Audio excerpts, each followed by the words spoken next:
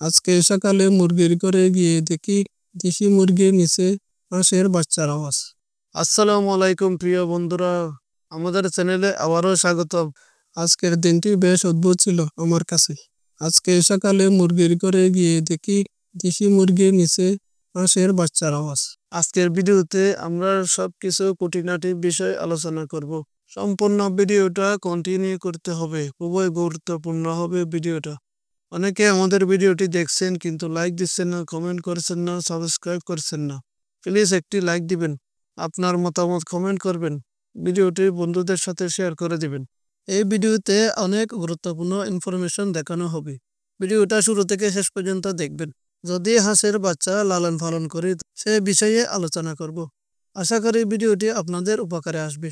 আর ভিডিওটা ভালো লাগলে চ্যানেলটি সাবস্ক্রাইব করে দিবেন। হাঁস পালনে আমরা শখের বসে অনেকে একটা, দুইটা বা 4টা থেকে 5টা চীনা হাঁস পালন করি। কি দেখতে মন চায়? তাহলে ভিডিওটা সম্পূর্ণ দেখতে থাকুন। আমার 2টি চীনা হাঁস আছে, একটি পুরুষ আর একটি মহিলা হাঁস। সেগুলো আমি বাজার থেকে কিনে নিয়ে আসি। বাড়িতে আনার 1-2 মাস পর মেয়ে হাঁসটি ডিম পাড়া শুরু করলো।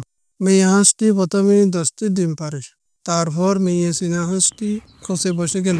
আমার মনে হয়েছিল সে আর ডিম পারবে না, কারণ সে যেহেতু নতুন। তারপরে আমি যা দেখলাম তা শুনলে আপনারা অবাক হয়ে যাবেন। সে মেয়ে হাঁসটি করলো কি, সে খসে আর বসছে না।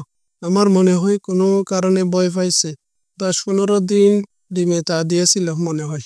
সে মেয়ে চীনা হাঁসটি আর ডিমে তা দেয় না, সে বাইরে ঘুরে তার সঙ্গের সাথে। এটা দেখে আমি অনেক চিন্তায় পড়ে গেছি। এখন আমি কি করব? ওই 10টা ডিমের কি হবে? সাধারণত চীনা হাঁস নিজে ডিম পাড়ে, নিজে ডিমে তা দেয় মুরগির মতো। তারপর আমার মাথায় একটা বুদ্ধি আসলো। আমার একটি মুরগি ছিল, সে আগে ডিম পেড়েছে। সে ডিমগুলো আমার আর একটা দেশি মুরগি নিচে আমি কুচে বাসায় দিয়েছি।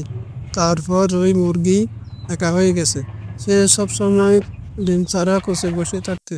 তারপর আমি ওই মুরগির নিচে চীনা হাঁসের ওই 10টি ডিম দিয়ে তাকে কুচে বসে দিলাম। ডিমগুলো ফুটলে ফুটুক, না ফুটলে না ফুটুক। তারপর চীনা হাঁসের ডিমে তা দেওয়ার আমার এক নতুন অভিজ্ঞতা শুরু হলো।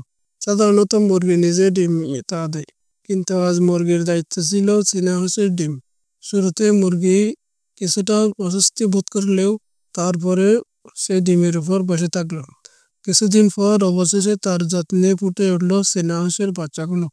এটা সত্যি একটি অদ্ভুত ঘটনা, কিন্তু প্রকৃতির নিয়মে কিছু ব্যতিক্রম ঘটে যায়। চীনা হাঁসের বাচ্চাগুলো ফুটে, তারা সকলে আল্লাহর রহমতে সুস্থ আছে। চীনা হাঁসের বাচ্চাগুলো ফুটে ওঠার পর তাদের ছোট ছোট পা আর খাজানো ডানা দেখে মন ভরে গেল। দেশি মুরগির তত্ত্বাবধানে তারা তাদের মায়ের আদর মমতায় বড় হবে ইনশাআল্লাহ। সাধারণ চীনা হাঁসের বাচ্চাগুলো শুরুতে একটু অসহায় মনে হচ্ছে, তাদের নিজেদের মায়ের ভালোবাসা পাচ্ছে না। বাচ্চাগুলো খুব দ্রুত নিজেদের খাওয়া দাওয়া শিখে নিবে ইনশাআল্লাহ। এখন তারা সকলে একসাথে দেশি মুরগি মায়ের বুকে বিশ্রাম নিচ্ছে। তাদেরকে দেশি মুরগি মায়ের সাথে একটি খাঁচার ভেতর রেখেছি, যেন তারা সকলে সুস্থ থাকে। বাচ্চাগুলো প্রাণবন্ত আচরণ এবং সুস্থতা দেখে সবাই অনেক খুশি, আমরা অনেক খুশি। এটা সত্যি এক আশ্চর্য ঘটনা, যা সবাইকে প্রাকৃতিক সমন্বয়ে সৌন্দর্য দেখিয়ে দেয়। চীনা হাঁসের ডিম মুরগি দিয়ে ফোটানো সম্ভব, তবে কিছু বিষয়ের উপর নির্ভর করে। সাধারণত হাঁসের ডিম মুরগি দিয়ে ফোটানোর সময় 3টি বিষয় মাথায় রাখতে হবে।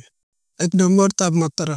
হাঁসের ডিম ফোটানোর জন্য সাধারণত হাঁসের শরীরের তাপমাত্রা প্রায় 107 ডিগ্রি ফারেনহাইট বা 42 ডিগ্রি সেলসিয়াস প্রয়োজন হয়, যা মুরগির তাপমাত্রা থেকে কিছুটাও বেশি। তবে মুরগি দিয়ে ডিম ফোটানোর ক্ষেত্রে কিছুটা সাবধানে তাপমাত্রা বজায় রাখতে হবে, যাতে ডিম সঠিকভাবে ফুটে। 2 নম্বর, ফোটানোর সময়কাল। হাঁসের ডিম মুরগির দিয়ে ফোটাতে প্রায় 28 থেকে 30 দিন সময় লাগে, যা মুরগির ডিমের চেয়ে একটু বেশি সময়। 3 নম্বর, ডিমের সঠিক যত্ন।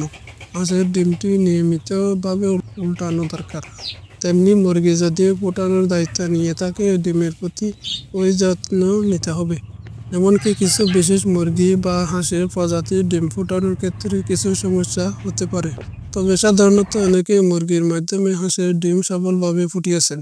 ভিডিওটি সম্পূর্ণ দেখার জন্য অনেক অনেক ধন্যবাদ। ভিডিওটি ভালো লাগলে লাইক কমেন্ট করতে ভুলবেন না। সবাই ভালো থাকবেন, সুস্থ থাকবেন, চ্যানেলটি সাবস্ক্রাইব করবেন। ধন্যবাদ।